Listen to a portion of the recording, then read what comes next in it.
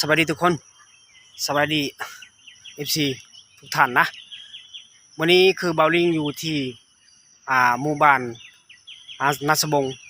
เมืองตุ้ยแข่งสารวันนะวันนี้ก็มาประมาณเปิดคลิป5 โมงเช้าๆทุกคนอันนี้เป็นหมู่บ้านนาสบงเมืองตุ้ยแข่งสารวันวันนี้ก็มาเดินทางลัดยางเที่ยวทางนี้ก็แม่นทางลัดยางเพราะว่าเฮาก็มาเดินทางวันนี้ก็เดินทาง2 คนทีมงานกับล้านคือกันวันนี้ก็มีโอกาสของไปเที่ยวไปชมในชนบทในวิถีชีวิตของอบเขตอ้อมข้างในเมืองตุ้ยแข่งสารวันเอาจังได้ก็ฝากติดตามให้ทุกคนให้เบิ่งนำชมนะจุดนี้แม่นจุดของเราเขาเจ้าเลยพอเราเข้าแล้วก็ในหมู่บ้านในชนบทเขาเจ้าได้ตั้งเราเข้ากับแบบนี้เลยเพราะว่าตามห้วยหองนี่จุดนี้ประมาณ5-6 หลังเลยครับ10 ปลายหลังของหมู่บ้านนี่ก็แถวนี้แม่นชนเผ่าตาอุ้ยผู้ผ่าป่าดงทงเพียงเทียงงามกัน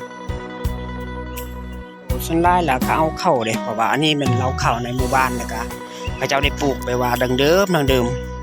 ในวิถีชีวิตในชนบทก็คือแบบนี้เนี่ยเขาปลูกไปว่าเราเข้าก็ต้องมีบ่อนจุดนี้ประมาณ10 ปลายหลังอันนี้มันแม่เท่าเราก็ไปเอาเขาไปออมเขาในภูผา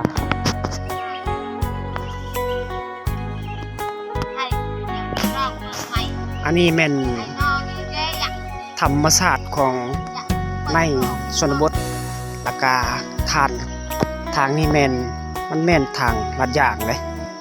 พอหมู่บ้านแห่งหนึ่งนี่ประมาณประชากรของหมู่บ้านครับประมาณ80 หลังคาเรือนมาแม่นหมู่บ้านนี่ก็10 หลังคาเรือนเลยบ่80 หลังคาเรือนเขาเจ้าดำรงชีวิตอันนี้แม่นไปอองเข้าได้แถวนี้ก็แม่นี่เขาเจ้าก็ไปอองเข้า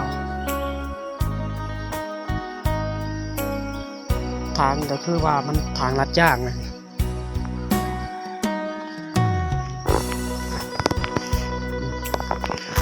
ทางนี้ชนลายทางอยู่เขตอ้อมข้างนี่มันไปหอดเมืองกระลึมแห่งสารวัน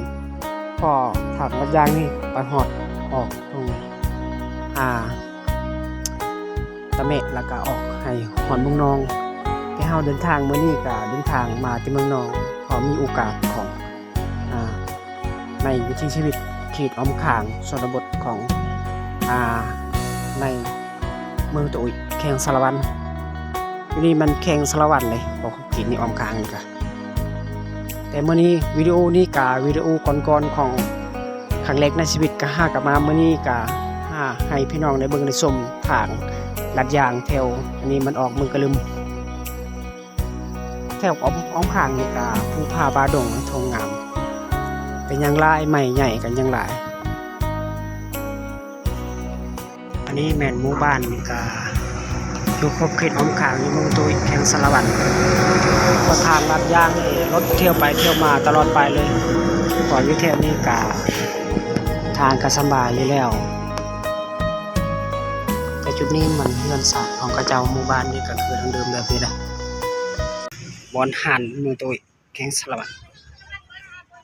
พอบังเอิญเลยมาเมื่อนี้กับบุกได้มาจากเทื่อเลยเขามาเดินทางเลยอันนี้มันหอดบอลจุดสถานที่ของเขาเจ้าได้ขายเครื่อง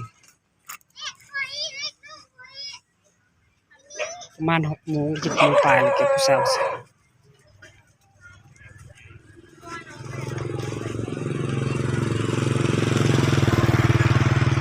บังเอิญเดินทางมื่อนี้กับ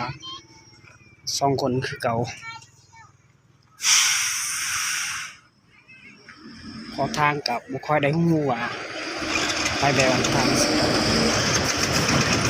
ตอนนี้ตะเวนลงแรงแล้วก็ฮอดเมืองตุ้ยแข่งสารวันพอช่วงนี้ยังกำลังเดินทางกะใกล้ๆขนาดหลายกิโลกว่าแต่บอนสถานที่ของกินข้าวได้เพราะว่ากินข้าวมา2 คนทีมงานเฮา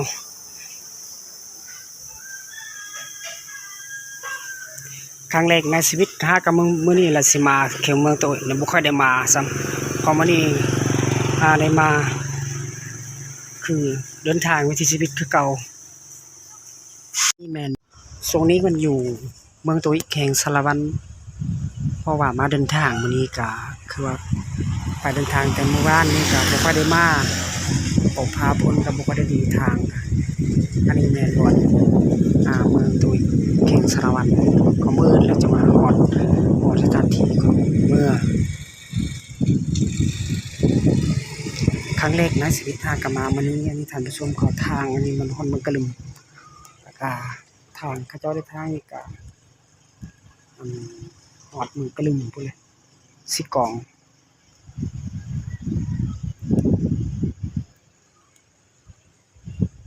ทางนี่ทางลาดยางว่าสะดวกสบายแถวเมืองตุยนี่ก็ส่วนหลายเขาเจ้าดำรงชีวิตของแถวนี้ก็ค้าขายคือดังเดิมติดคล้ายๆกับแข่งสิกอง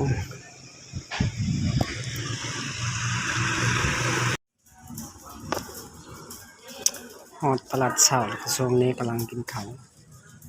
เพราะว่าเดินทางกันมาไกลว่า